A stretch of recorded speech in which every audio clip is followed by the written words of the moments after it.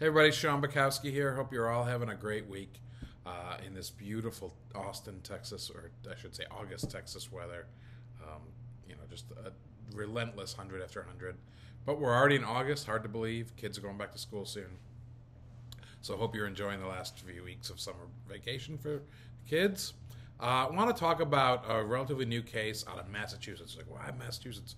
Because I think it's interesting enough and could potentially down the line have some implications for Texas landlords that I wanted to bring it up. And basically, the basics of the case are a landlord up there used a tenant screening company, and the screening company used an algorithm based on a number of factors to come up with, I think they called it their safe rent score or something like that.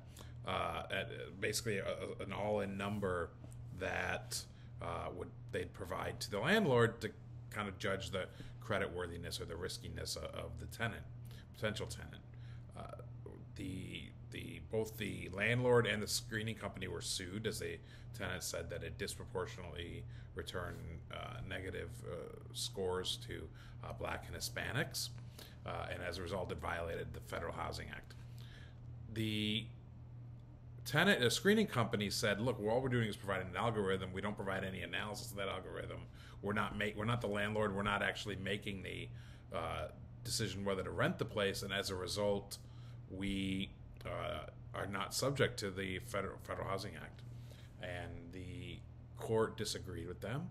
They said that you knew that the landlord was primarily relying on this score, and it can't be changed by the landlord, and as a result it's extremely influential in the decision, and you are subject to the FHA. So what does that mean? This was just a motion for summary judgment. That means this lawsuit's moving forward, and that has potentially big effects on landlords in Texas. Now, this is a Massachusetts court case, and as such it's not controlling in Texas, but it's certainly potentially influential.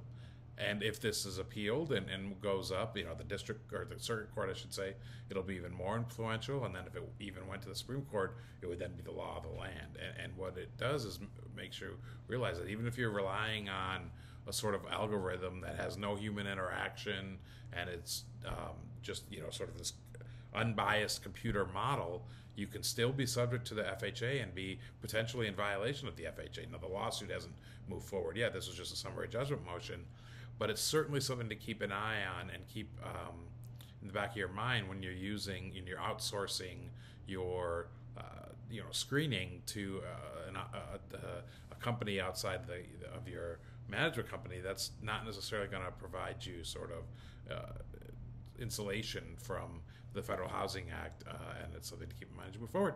Hope you enjoy it. Hope you have sign up and follow us, our YouTube channel, our podcast, and our blog, and have a great week.